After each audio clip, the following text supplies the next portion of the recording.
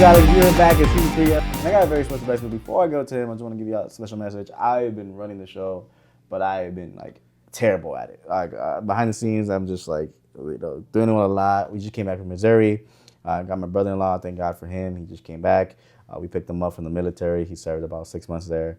Told me a whole bunch of crazy stories. But one thing I want to tell him, and thank you for coming back, by the way. I hope you don't go back. But I know he's going back. But for real, I appreciate everyone in the military, like hearing their stories and all that, and even hearing the stories here. I appreciate anyone that's been in the military, that's done their service. Salute to you, and it's not an easy task, mentally going through something that is normal from normal life, and then coming back and experiencing normal life, walking every day like nothing happened. I appreciate you guys, and those who are suffering through PTSD or any kind of trauma from wars or military or anything like that, I God bless you. Please just take care of your mental health. Please have a wonderful family around you and wonderful friends. As always tell people around here, just have a really good support system. You never want to have people that bring you down. Like, you really just want to have a good support system to always back you up on things and just make you feel like a human. That's the only thing with me. Is like, I want to make sure everyone feels like they're human. Like, no one's better than others. We're all just the same. No one's perfect, but at the end of the day, like, no one should not feel like a human being, right? Without further ado, I just want to introduce you guys to Nadeem, my boy Nadeem. How you doing, my brother? How are you? Thank you for bringing me on your show. Nah, it's been a while, man. I mean, look, I've been wanting to bring you on the show for a while. I saw your energy, saw your smile, saw the happy bubbly you've been doing. But, man, one of the first questions I want to well, first of all, introduce yourself and maybe things that you may not know, people may not know about you. Totally. Like, so my name's Nadeem. I'm actually Arabic. That's my ethnicity. Okay. I was raised in Dubai since I was a kid. Well, I'd say I was raised in a lot of different places. I moved around a lot. But yeah, Dubai was definitely like the longest place I stayed in at one time, so I consider that home. I mean, I always feel weird when people be like, I'm from here, I'm from there, and then I landed in the Midwest of the United States. Yeah, I know, it's crazy. So here, let me give you a quick rundown, right? Okay, so growing up, so my mom's Egyptian and she's Italian. Okay. And my father's from Iraq. Okay. Now my father's never been in my life, right? But I had my mom, my beautiful mom, and I love her. She's kind of a person I also look up to, kind of in a mentor. She did really well for herself, and I do everything I do to make her happy. But back to what we were saying. So I first grew up in I was born here in America. Okay. Okay. I was born in Kentucky. Okay. My mom was living in Dearborn, Michigan at the time, though, but I think she was like visiting a friend or something. I don't know. But I ended up being born in Kentucky. Okay. So after that, we stayed here for like 2-3 years, and then she moved me to Kuwait. Right. It's an Arabic country in the Middle East. I lived there for a little bit, and then we moved to where did we go? We went to Lebanon, I think. And then after Lebanon, we moved to Egypt. I stayed there. So Egypt's where my life really, I remember where everything happens from there. So we stayed there for like 5 years, I want to say, right? Finished elementary school there or whatever. Then I, after Egypt, moved to Dubai. Okay. And then that's when everything... That's a big jump, running from especially from the cookie, I know, it's all the way to Middle East. Like, man, how was that for you? Like, growing up in Egypt, that's something that's interesting. Like, how was Egypt? Like, people that don't know. Okay, so look, so Egypt, I love Egypt. I love, actually, fun fact, Egypt was the first, like, I won't say country to ever be here, but like the first civilization. Due to the pharaohs and things like that. So the first civilization to ever be put on. So I love Egypt. It's like they call it, back in Egypt, they say that they're the motherland of the world because of like they're the first beings. Yeah, the first beings. So I love Egypt under that aspect. It has a lot of beautiful things like the pyramids. You go see. However, Egypt has evolved politically in a very bad way. So I don't know. I mean, and it's very like dangerous now over there and things like that. So in that aspect, it's, I don't know. But I love the food, love the culture. It's a beautiful country. So yeah, overall, I do love Egypt. I do wish better for Egypt though now. No, yeah, sure. Well, for me, the only Egypt I understood was the pyramids and the Bible of Egypt. But I always wanted, like, I always told myself, if I ever were to travel, the place I would go to for sure was Egypt, You like Japan, Egypt? Oh, I love Japan. and Madrid. Madrid? Just like because Spain? I wanted to, in Spain. So how come Spain and Japan? Why would... Well, so here for me, Japan, because I always love the culture. Love The culture. Japan as a culture. Love anime and all that. Not even just that, just the respect that they have for society, for everything. They're so clean. They're so clean, exactly. Yeah. Like I would like to have a lifestyle like that where everything's clean. They go to the jobs, everything's cool, right? And also Japan is like there's a lot to see. You know what I mean? Yeah. It's a lot more than what you can see here. And then Madrid, I was always a soccer fan. So Real Madrid. You like soccer? Yeah, I love soccer, bro. I love football. You know, That's what we call it. Thank you. I only say soccer for the bodies, but football. But football. Yeah, yes. My favorite team was always Real Madrid because growing up I always watched Ronaldo. I watched a little bit of like the Beckham days where he was with Ronaldo. With the real Ronaldo, and then Beckham and all them when they created the Classico. Oh my God, bro, Barcelona, the Classico, and then the Barcelona. Yeah, first of all, y'all got whooped last. I think it was like last week. Hey, look, I'm be honest, I stopped keeping up since like I'd say 2018, 2019. I stopped, dude, bro. There's a lot going on in football. There's like so much teams, so many better players. Like there's this new player I heard, Lamine Yamal. Oh my God, he's nasty. They're comparing him to Ronaldo and stuff. No, they're comparing him to Messi. Messi, dude. Messi. Yeah, so those are the only two places I really wanted to travel just because of those two things. And then obviously Egypt because I was just like always wanted to see pyramids. I always wanted to see the pyramids. You know what's crazy?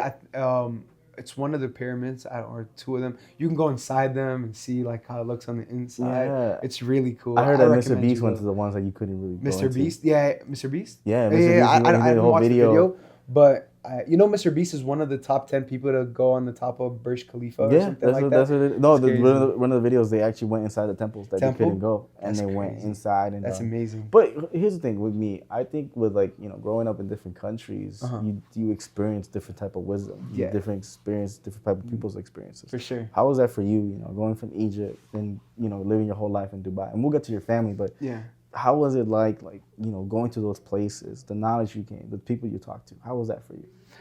So look, at first it was like, it was hard for me to get used to, moving like from country to country, and it took a lot of getting used to, but I ended up understanding that I'm a social butterfly, I guess you could say. I'm very good at talking to people and very extroverted in a way, So growing up in different countries, I was always able to adapt to my environment. You know what I'm saying? So when I was in Egypt, I was very good at learning the language, the accent, what they like, what they don't like, and just adapting that, Can you pull it off right now, the accent for Egypt?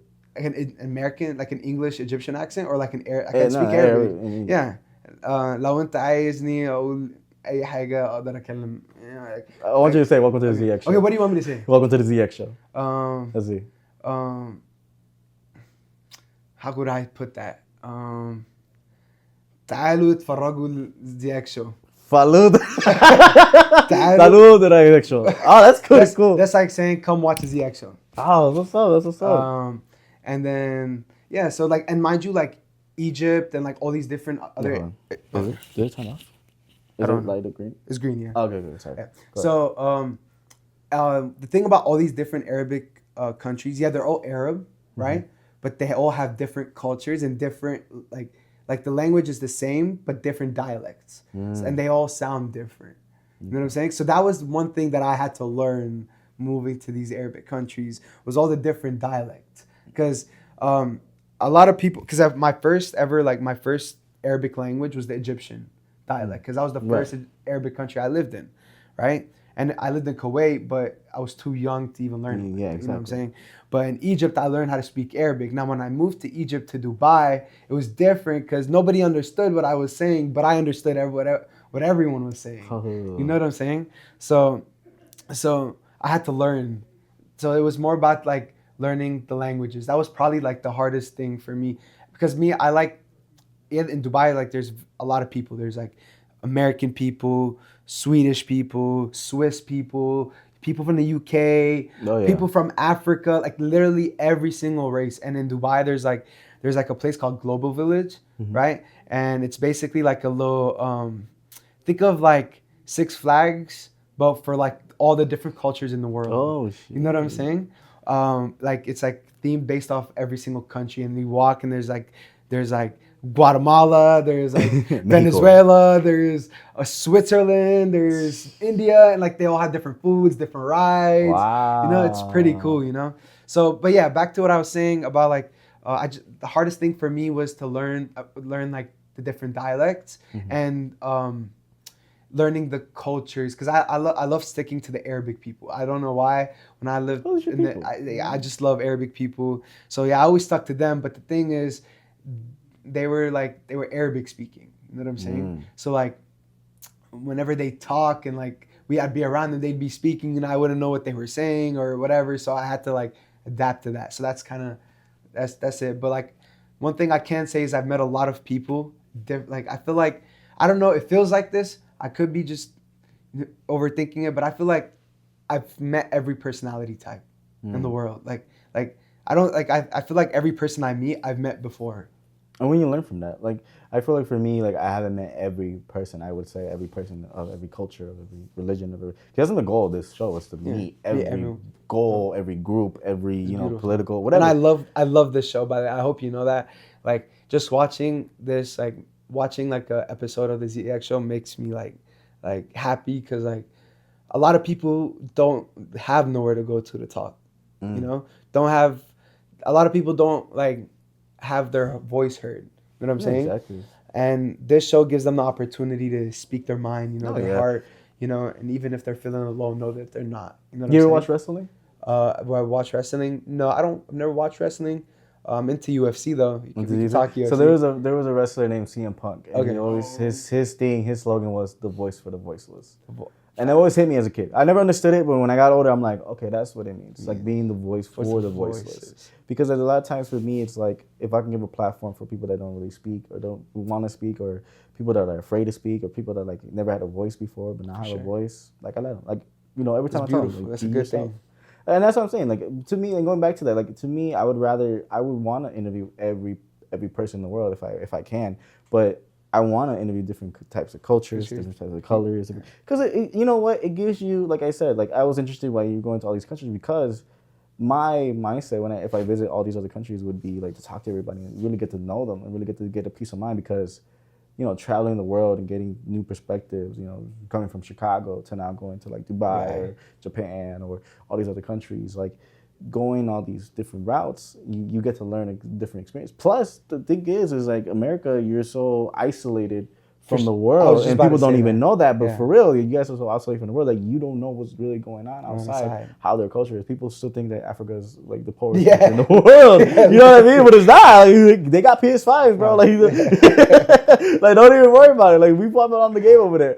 But like to me, like that's why I would never try to be ignorant to other cultures, other religions, other things like that. Because it's like, dude, how as a man myself, how can I call myself a child of God or a person people if I'm not, you know, giving love to those who are opposite of me, you know? For sure. I even brought it up on the other top. I talked to different religions. I talked to a Satanist that believes in that, but we never talked about religion. It was like, how are you as a person? Yeah. Because at the end of the day, you're human first. Yeah, 100%. And that's one thing I definitely agree with. Because like at the end of the day, whether you're whatever race, whatever color, whatever, you know what I'm saying? You have a voice, you have feelings, you have a heart, you know, people have emotions, and like you can't disregard that just because you don't like a certain thing or feel a certain way. You know what I'm saying? Everyone's human at the end of the day. You can have your opinion and keep it pushing. You know, you don't have to like, you know, hurt somebody's feelings. And to me, it's like, okay, or disregard them. Exactly. You know? And you can hurt my feelings, you can try to hurt my feelings. But at the end of the day, I'm always gonna be like, well, you're only doing that because something's going on. Yeah, you're projecting. You're projecting something. Yeah. And then I'm not going to take that, because if I take that negative energy, then I'm going to project myself. That, yeah. So my other question to you is like, you know, back to the same original question, but going now in the Dubai, right? You're living your life for most of the time, right? What was like, were you in high school at the time? Or so yeah, I went to elementary school also. I finished I started there in 4th grade. I moved to Dubai when I was in 4th grade or 3rd grade, and then I stayed there for about 5, 6, I want to say 7, 8 years, something like that. From 2013 to like 2019, I was living in Dubai, right? But so my mom would travel a lot because she has work, and she used to just travel a lot, right? And so like at a certain point she had to like put me in boarding school, not because of that, but I wanted to as well, because I heard about me and her were talking about things, and I was telling her I asked her about boarding school and stuff, and then it made sense to her, because why should I just be with the maid at the house when I could be at school or something, you know? Sure. And like I didn't mind doing it. It wasn't like she set me away or anything like that. And she would always be there for me. My mom was always there. Every teacher thing, every game, anything like that, she was always there. So I love you, Mom, if you're watching this. We love you too. And so, wait, I lost my train of thought. No, you were talking about how great your mom is. My mom is and everything, right? So, yeah, so I had to go to, so I ended up going to boarding school, and I went to boarding school in Scotland, right? That was, yeah, and this was in, I want to say like 2017, I think. So I went to Scotland in 2017 for boarding school. It's called Gordonston. So I can't remember which royal members, it was a royal, so the UK, you know, like King Charles. Yeah. I think a few of his kids graduated from the school, like Prince Philip, Prince Edward, something like that. Wow. And so like it was a really nice school, right? And I got to like get like a lot of experience in like out of that school. Like I went on like an expedition. We went on like we went to the most northern point in Scotland, and like climbed like the biggest mountain or something like that. It's called Cape Wrath, right? And hiked it for like days, bro. My jaw was really big at the time. I was a kid, so lazy, bro. I had to do that to graduate, you know, bro. It was so painful, but I did it, and like that was the first time, like mind you, like I was like, bro, mind you, not being able to walk on actual straight road for like. It's just all like, yeah, bro. We had to dig if we wanted to use the bathroom. Oh, like, bro, like it was an actual expedition. We had no phones. You were probably like, bro, what is this? What my mama sent me. For real. Right? And then like, I asked the instructor, so what happens if I break my leg right now and I can't walk? How are you going to call? He pulled this big phone with like an antenna. Like there were no phones, nothing. Wow. Like we're like basically like just in the middle of nowhere on some mountain, basically. To graduate. And he was scaring us by telling us like right now if something happened, they had to send a helicopter. And I was like, bro, we need to go. He's trying to make us hurry up the mountain. Be like, give me that phone right now. Yes. We don't got YouTube, but we got it. For real. Oh, right. What was your mom? Did your mom know about this? What did your mom say? Oh yeah, my mom. It was something like all the seniors did. It's like graduating high school from there, or not high school, elementary school, or middle school, right? I would hate to do that in elementary school, bro, boy. You got no legs, nothing. It was a really good experience because I never thought I could do that. That was the first time I accomplished something I didn't believe I could do, and that was the point of that. You know what I'm saying? Right. Like I had never grinded like. Bro, I was a lazy kid my whole life. You know? Like I'd be outside playing with my friends, like because I was having fun. Yeah. But when it came to like in home, like, take out the trash, I was lazy. Lazy. Be like, nah, baby. She could do it. Right. So like that was like the first time I accomplished. That was really good. So that was an experience that school gave me. Another experience was how to be independent. So again, I didn't have my mom. I had to like make my own food. Or like they had like their own food or whatever, but like it was more like the whole point was to set you up for independence. That's the point of the school. You know, like you come to a boarding school, you're learning. It's like a regular school. It's not like military school or anything. Right. It's just a regular school. You just basically sleep there with your friends. Like think of me and Josh. Oh my God, y'all want to survive nothing. Y'all went to the mountain together. I was not expecting you guys to get out. Think of me and Josh just going to school together, and then there's like a room, and we just sleep. There's two beds, you know, we're just roommates. Wow. You know what I'm saying? So that was how it was, but I loved it. Like there was not and then I got to go to music school and learn the drums, like the drum kit there. Yeah, so your life is pretty eventful, dude, and especially for that young. Yeah, like, I was very privileged and I'm very blessed. I'm very grateful. That's a blessing. And I always tell people like, not privileged, you're just blessed. I always tell people like you're just very blessed. Yeah, you're very blessed because here's the thing with like people like that. I always give them their flowers because it's like you get the opportunity that most kids don't have. Like to be a kid, to do some things that you don't typically do, right? Like I had Ace on the show, I had a couple people on the show, and they'll tell me their childhood, and I'm always like, damn, like that's sad. Yeah. That's very like okay, unfortunate. But then to then see them get older and like now being like, all right, I'm cool. I'm happy. I'm good off that. I love that. You were like always like you probably had a smile for the rest of your life. Well, you would think that. But like the story. So mine. See how you explained it is with whoever you were interviewing before. It was bad and then it became good. Mine was good, but it became bad. And how you know what I'm saying? Like because I was spoiled, right? I took advantage of, not to take advantage. You took the opportunities. Took my opportunities that I had for granted. That's the best way. So example, I did some stupid stuff at that nice school with the experiences that I was just talking about, and I basically got expelled. Right? Mm-hmm. I got asked to leave. That's like, which is basically a nicer way of being expelled. It's not on my record, but. So then after that, I had to go to another boarding school in Cyprus, which is again another beautiful private school. Cyprus is an island off of Greece. I don't know if you've heard of it. It's basic. Think of like a mini Greece, just off of Greece, basically, right? And it's very beautiful. Again, I got to meet a lot of like cool people there, very influential people as well. Got in trouble there. You know what I'm saying? Had to go back home. You know what I'm saying? And from there, that was just a down spiral. I got into like doing drugs. I got into like just doing bad stuff that I probably shouldn't have, right? And it was all for like, I want to say like, I don't know. I had everything good. That all I wanted was bad. I don't know how to like. I get that. No, I get that because even in my little example, that was me. Like my family was, Christians. They like kind of like that. I had everything. I had a Wii, I had a DS. That was my everything, right? When I even got older, it was always like $100 a week for school. Like that was that, right? Those like the little like privileged things that you get to experience, right? But for me, it was always like, man, but I want to do this. Like I see my friend.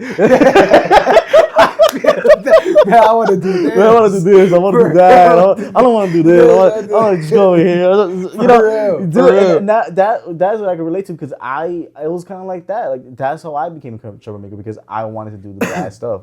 I thought it was cool. I thought it was like, bro, like why am I feel like I'm a box. For real. And everyone's like having their own fun.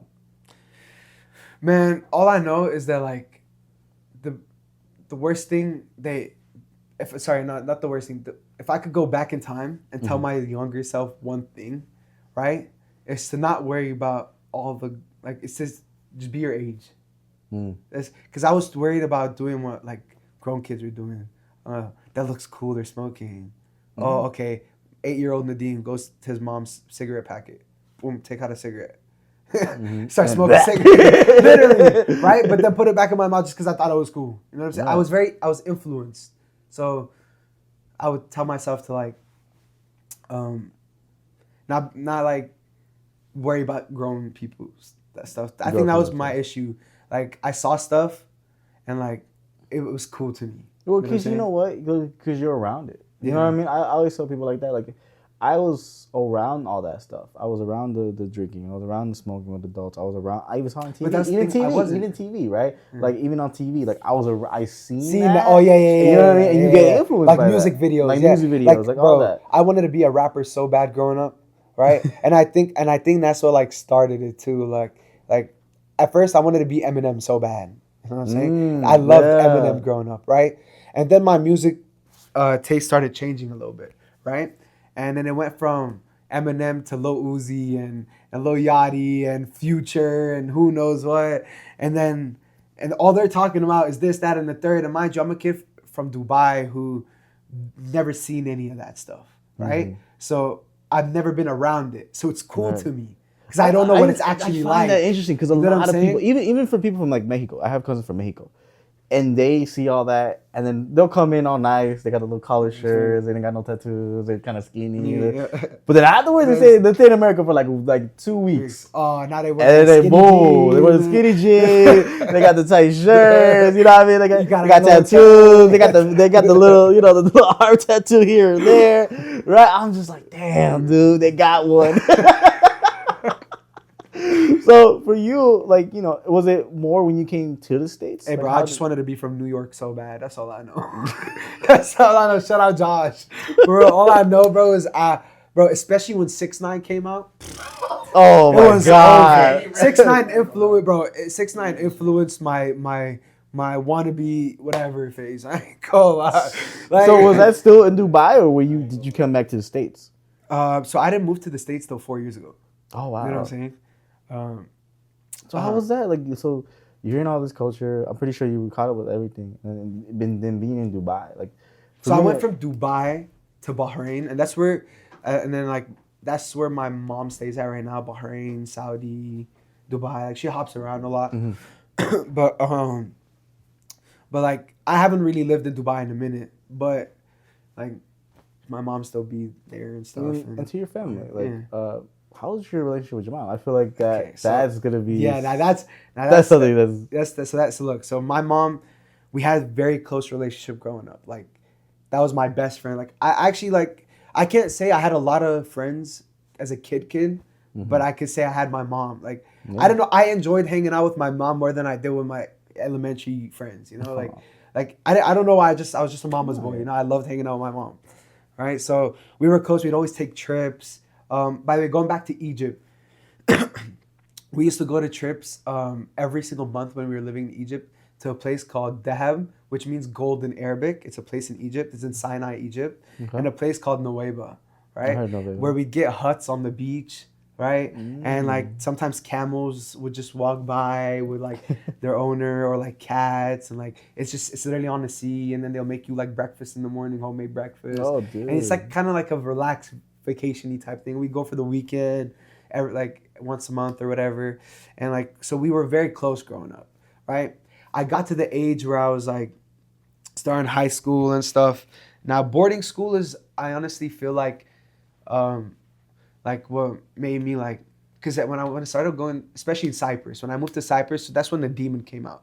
Because in Scotland, I went to like a very strict school. Like it was strict, not in terms of like just the rules. They stood on the rules. Okay. In Cyprus, all my teachers loved me, and I was like a popular kid. So like I got away with everything. You know what I'm saying? Like I can go to my teachers and be like, no, please don't call my mom. Like da da da, and be like, no, don't worry about it. You know what I'm saying? Like, and it's bad, you know. So I got into smoking weed out there, and like mind you, where I'm from, that's like, you're basically doing crack. Yeah, exactly. like where I'm from, like you might as well just. I saw the videos. A lot of videos online. I was like, woo, like for real, like it's really like frowned upon, like smoking. So my mom hearing for the first time, your son's smoking. She was like, what? She never thought in a million years I'd be smoking. Right. You know what I'm saying? Now she might have caught me with a vape or two or whatever, but she never thought in her life her son would be smoking weed. You know, and so that I got in trouble in Cyprus. I had to come back home, right? And so came back home. My mom was like, okay, I want you to tell me everything you did there, right? Sat her down, told her everything. Literally, I didn't leave a single detail out. Wow. Like I told her everything, and trust me, like that part of my life is so interesting. Honestly, it's so crazy. Like I did some crazy stuff, you know, like, and I had to tell her everything about it, and I did. And after that, it messed up our relationship. After that conversation, I felt like she stopped trusting me. She would always think like da da da da da, and she was right. You know what I'm saying? Yeah. But in my head, that's not how I saw it at the time, because I was young and immature and spoiled, and you know, I didn't see things the way I see things now, right? So I was looking at her like, she's just hating on me. She's judging me. Like I had like this anger in me, you know, and like it kind of hurts me to say now because I love my mom. You know, I never meant to put her through anything I did, but I'm sorry, Mom. You know, if you're watching this, but yeah. So like that affected our relationship a lot. Because all the stuff I did, she was just like blown. Like here, like if you were to tell your mom, like if an American were to tell another American, oh, you smoke, it's not good for you, da da da da da da, and it kind of be like that. But where I'm from, it's like, oh, you're smoking, oh my god, like da, da, da. She freaked out and like all this other stuff, and like, so yeah, that put a toll on our relationship, I feel like, and then she over time started to like at first it got worse, it kept getting worse, right? Then we started therapy, right? Together. So we started therapy. There was like a doctor. She was always on my side of things though, and viewing myself now, she was wrong. I feel like she made our relationship worse. She was always on my side. I used to tell this therapist lady, I want to like if I want to smoke, I should be able to smoke. It's not like I'm smoking crack or anything. Right. And she'd be agreeing with me, like you know what I'm saying? Like, she'd be like, all right, dog, do your thing, brother. I'll see you. She's like, all right, you know what, your son? You know cool as hell. You know what I'm saying? Or I'd be like, if I want to, mind you, like I'd go to clubs at 15 years old. You know what I'm saying? Dude. Like, bro, I was just too grown for my age. You know what I'm saying? And the problem was I was hanging around people way older than me. Yeah, like I've just, because bro, kids my age never liked me. I don't know why. I can see that. Kids my age never liked me. I can see that because never liked me. Because they could probably look at you and be like, whatever, right? They probably be jealous. And this is in any envy, country, or anything like that, right? It could be envy, it could be jealousy, it could be like all that kids like too grown for themselves. You know what I mean? I don't know. I always, but you know what? I always tell people, like, if people don't like you because of your age, it mostly stems down to how mature you are. Right, yeah. Or your experience, or how cool you are, right? And in that sense, like, people be like, oh yeah, he's cool. Yeah. I hate that dude. But when you're older, it's like, if you're cool, I'm cool. If you're cool, I'm cool. Yeah, that's how I am, right? Like, I don't care how old you are, what you look like, where you're from, how you look. If you're cool, we're cool. Yeah, exactly. Like, I have 40-year-old friends. I'll have an 80-year-old friend if I get the opportunity. You know what I'm saying? Yeah, exactly. So, as long as you're above 18, we're good. Yeah, exactly. Above 18, right. Other than that, slippery. Yeah. No diddy. But no, and you know what? My other question would be to you would be, where was the part? Because you know, you your mom had this conversation. You guys went to therapy. What was the part where it hit you that you were doing this, that you were growing up too fast, that you were like, all right, I can't do this anymore? Because at the time, I felt like it was more ignorance. It was more like, very ignorant and arrogant. You know, exactly, arrogance, entitlement. You know, all those other things. But where did it hit you where you were like, damn, I gotta say it this way? Okay, I'm about to get real personal. That's cool. I got locked up. Like I got put in jail, right? Mm-hmm. And I basically had to get sent here. Let's put it that way. Like I had to leave where I'm from because of choices I made. You know what I'm saying? And my mom had to come. So let me put it this way: the last time I see my mother, like till this day, the last time I see my mother was in a police station. Wow. You know what I'm saying? So, like that's when like I realized, like I was sitting there like being accused of like just some dumb shit, and then like because of that dumb shit, my mom had to like basically get a hold of the American embassy, and because I was an American citizen but I was a minor at the time, so like they basically put me here. And on that plane, when I got on that plane, and I'm landing expecting DCFS, you know what I'm saying? Yeah. To take care of me, right? And I'm sitting there thinking like, damn. And like my mom told the police officers, y'all do what y'all want to do with him. I'm done. You know what I'm saying? Wow. She wasn't even trying to help. You know what I'm saying? Mm-hmm. She told them to call the American embassy, but like she was done. Like when I saw my mom was just fed up with me, and like how much I hurt her, and she was crying, and like I was on that plane alone. Like I'm flying to Chicago, and I don't know anybody in Chicago. I don't know who I'm about to go see, who I'm about to go meet. I don't know what's about to happen, where I'm gonna be put. Yeah. Like it was like that's when I was like, damn, like damn, like I was just a kid from Dubai who's supposed to go to college in Greece, and now I'm basically a kid who does not have a home. You know what I'm saying? That's when it happened. That's when that happened, and yeah, and ever since then, like, and then when I got here, I broke my leg. Like my first year here in America, I broke my leg really bad. I broke my ankle, dislocated, fractured it. Wow. And like I was on a grind and then broke my shit. Like I was playing basketball alone, and broke my leg. Wow. And yeah, like I fell the wrong way, and like, bro, you ever seen what Dustin Poirier did to Conor McGregor? Yeah. Like the whole little thing. Yeah, Man. that's what my leg looked like. I was in the hospital, like looking at my leg, and my top of my foot is at the bottom, like where my heel's at. Like my toes is where my heel's at. Wow. Shit was crazy. I think like 2 surgeries on it, and so I couldn't work. So I like that even made me even like more depressed. Depressed, bro. Yeah. Like I couldn't work. I couldn't do nothing. I just gotta sit there and soak in the feelings that like okay, I processed everything, but like I'm still hurting because like I don't have anything to show that I changed, and it's already been a year since I left. Yeah. You know, like so I would barely call my mom and talk to her because it was like not because I didn't love her, like I don't miss her, because I was ashamed. I wanted to, like, it was like guilt. The next time I talked to her, I wanted like to show her something, you know, like like I think part of the biggest thing that like hurt me when it came to all of this was hurting my mom. You know, like I you don't understand how much I love my mom. Like I'd do anything for her, but like that hurt me. Just I was so like blinded by like the people I was around and like the shit I was doing, and like just so caught up in wanting a lifestyle that's not for me. Yeah. That I hurt my mom, and like that hurts me a lot. So yeah, and I think there's a different type of love for your mom, you know, than other people. Like I have a different type of love for my mom and my dad. You know, it's all different. And then another thing about that is it's like experience a lonely moment like that. It's one of the worst but best feelings, because again, like, you know, you can have everything. It always reminds me, you can have everything. I always remind myself, I can have everything. I can have the nice clothes. I can have the nice house, the nice everything. But if I don't take care of what's going on behind closed doors, if I don't take care of like my addictions, my surroundings, then everything goes to shit. Yeah. Because here's the thing, like what I learned is, even what I have right now, I know it could be gone in a second. And my wife, it could be gone in a second. With the school, it could be gone in a second. This show could be gone in a second. Me, I could be gone in a second. What I try to do now is to appreciate the bad and the good, and to appreciate where I'm coming from, and to appreciate even the guys that put me in this position. I appreciate everybody that comes in and comes out of my life. But what I do is, I tell myself, if I hurt my parents, or if I hurt, because I did hurt my parents before, and it was tough. Me and my dad didn't have a great relationship.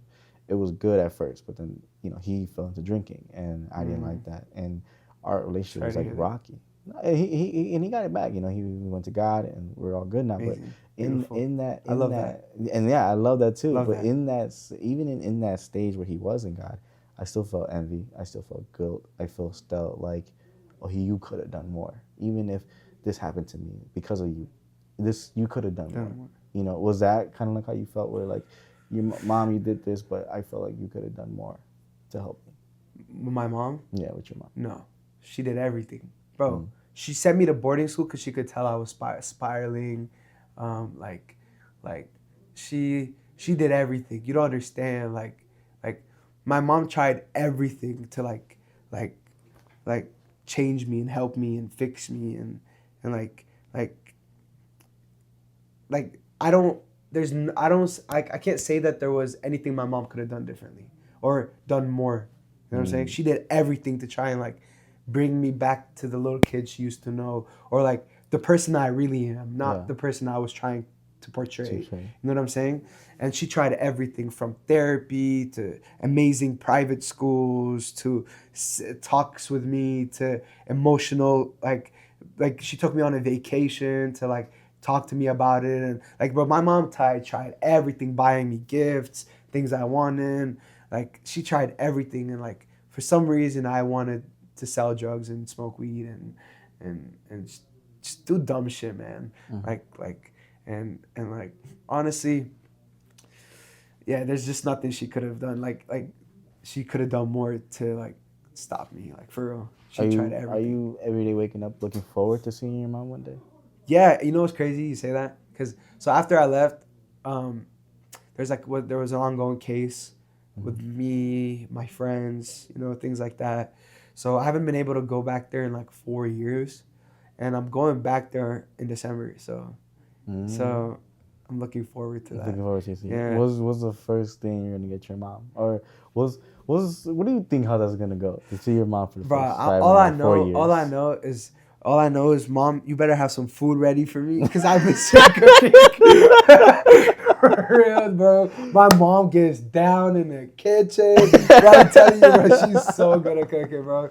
I swear, bro, if you ever, bro, come to Bahrain or Saudi or wherever we're at, invite me, bro. I'm telling you, you gotta invite me. I'm telling you, bro. My mom gets down in the kitchen. We'll go interview your mom. Let me tell you your story. And she cooks all kinds of food, from Italian food to Arabic food, bro. She'll cook like everything, literally everything. And she's so good at cooking too. Like, I don't know why she doesn't have a restaurant, honestly. Open it up for her. But yeah, so but how I think it's gonna go, I think I'm gonna land in plan. She's gonna pick me up, of course, right? And I just want to like go out to dinner with her or like lunch, depending on what time it is or whatever.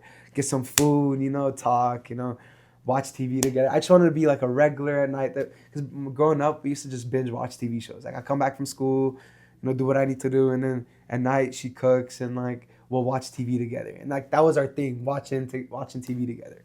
So I really just miss doing that. Like just the simple stuff, that me and my mom used to do together. Maybe like get into like she loves art. My mom loves painting art, anything to do with art. So maybe like paint with her and stuff, Oh man, I just miss my mom. I just want to spend time with my mom. Yeah, I love my mom. I can tell you love your mom, bro. Yeah, bro, for sure. One thing about my mom that I can say is she's the only person that's stuck by me through everything. The one person who has been here literally from day one. Like even like other family members haven't been there like that. You know what I'm saying? So she's the only one. She's the only person I've experienced in my life from day one until now. You know what I'm saying? I've never had no one like that else. Like not a father, not an auntie, not a grandmother, not a grandfather, nothing. I had my mom from day one to the end, till now. Wow. Everyone I started with isn't here. You know what I'm saying? Your mom's always so and my except my mom. So that's just, my mom is a very loyal person. I love her. This is my mom. If you had a message for your mom, just and no one's in there, she can watch this, whatever. But if you had a message for your mom, especially like, everything you went through, everything you put her through, everything that you guys went through together, what would be your message now? The 4 years you haven't seen her. To my mom? To your mom. To the 4 years you haven't seen her, even coming here, being humble. You know what I mean? Like, dude, that's a big, like... For real, I'm telling you, like, from... It reminds I me went of, from like, having Job. an abundance of everything to losing everything. My home, my family, all the privileges that came along with that. It reminds me of Job from the Bible. You ever heard of the story of Job? No. So Job was a not a rich man, but not a poor man either. He had everything. He had his cattle. He had all his farm animals. He had plants. He had farms. He had 2 children. And he had a wife, right? And the devil wanted to test Job, and so he told God, like, I can corrupt your son. And he said, no, Job is one of my finest, soldiers. He's one of my sons that never give up on me. He always talks about me. He's always been right with me. So the devil literally killed off his sons and daughter, his wife, and literally burned and like destroyed the whole farm. So now he's left with nothing, and he got sick on top of that. And all his friends and his wife literally would like tell him, like, why don't you curse God? Why aren't you not mad? Why aren't you not this? You should not be like going into God, because literally God took it away. That's how they try to portray it to him. And Job kept going. Job kept praying. Job kept believing. Job literally didn't give up on God. So then God then rewarded him. At the end of the story, God rewarded him. But before that, he was about to curse God. Job was at the breaking point where, one, he was sick, his friends were telling him this and that, and his wife was fed up. And he lost everything, his children, his farm, everything. So he tried to curse God. He tried to question God. And God literally showed him in his eyes, how the world is, how he created it, how everything's working. He couldn't fathom the fact of all this he has to be responsible of. And so the end of the story was that God gave him 10 times more. He gave him 2 more wives. He gave him, not 2 more wives, but he gave him his wife. He gave him more children, gave him more farm animals, and now he was back to normal. Now everything was, but he was just 10 times more blessed. So I feel like he with was you, patient. yeah, he was patient. I think you being here for 4 years is showing that you were patient. Yeah, going bro. over some up and Man, downs. I had to start from negative 100, literally, bro. Yeah. Because most people who were raised here, right, they have people that they know, family that Family they know. members, exactly. I had nothing, bro. I didn't even have a single dollar in my pocket when I first got here. Right. You know what I'm saying? So I had a, and like, mind you, every place I would stay at, I was in the foster system. So I had to I stayed in the foster system for like 2 years, bro. Hopping from place to place, like, not knowing where I was gonna lay my head the next day. Like, it was all weird. They used to talk about temporary placements, this, temporary placements, that, and I'm like, bro, what am I living, bro? Like, yeah, you're like, where the fuck is wait, Casa? I was just in my mom's villa. What's going on? We was just Like, having bro, pina coladas over the weekend. Literally, bro. I was like, bro, and like, you know what? Like the type of state that put me in, it was just like insane. Like having everything and then losing everything. So yeah, that's what I have to say about that. Like, it was something like I had to get used to. It was something that like for the first time in my life, I knew what responsibility meant. Yeah. I knew what I knew everything that I know now that second. You know, once I realized all that, and once I started going through everything, and you know what's crazy? I believe that that's what I needed. I needed that. Low key, I'm glad everything worked out the way it did. Again, because it made me who I am today, but also because if it didn't, I don't know where I'd be today. And then you know the fact that you're gonna go back home. Let's say my mom tolerated that stuff, got me a lawyer, you know, made sure that I was good there and kept me there and kept me doing the same old thing that I do.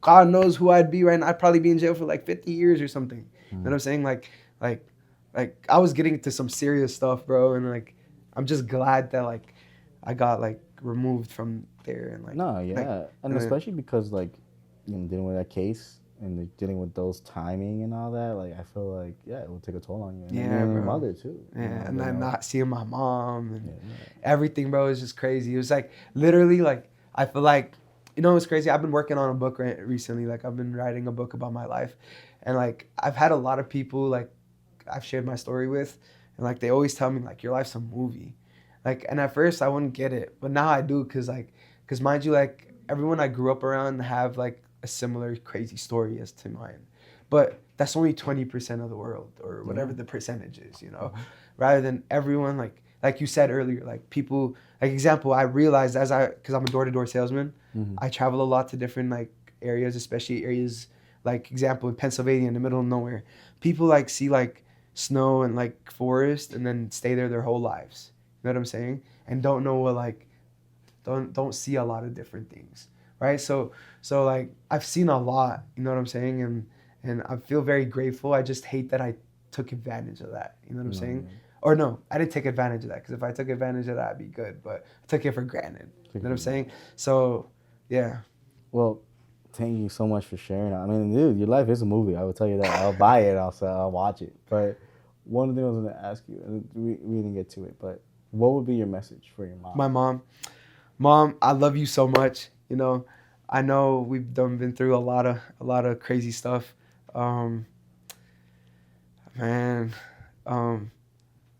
Just know I love you, and I'm really sorry. I'm a changed man now. We're in school. We got a decent job, you know. Everything's under control, you know. We're on the road to greatness. I love you, Mom, and, you know, I'm going to make you proud. You're going to see it. Sure. Thank you for that. And then last thing before we go, you know, what's your message on like mental health or just people like you, people like you've been around your culture, even people that are back home, you know, from Dubai, like what would be your message? So to everybody struggling with mental health issues, just know that like you're not alone, because I have anxiety. That's what I struggle with. Like I get very like anxious, and then I start stuttering, and like I get like I have really bad anxiety. Like I'll start panicking and stuff, you know. And so I totally get it. I totally get having mental health issues, and like I just want people to know they're not alone. It's okay to like go to someone and be like, "Hey, bro, I'm feeling this, that, and this way." And if that person looks at you and be like, "I don't really care," that's fine. Go to the next person. There's gonna be someone who will hear you out. Just know you're not alone. Just know that I love you. So if you ever want to reach out to me and talk, we can talk. Doesn't matter, boy, girl, old, whatever. We can always talk. You know, I'm there for every single person in the world.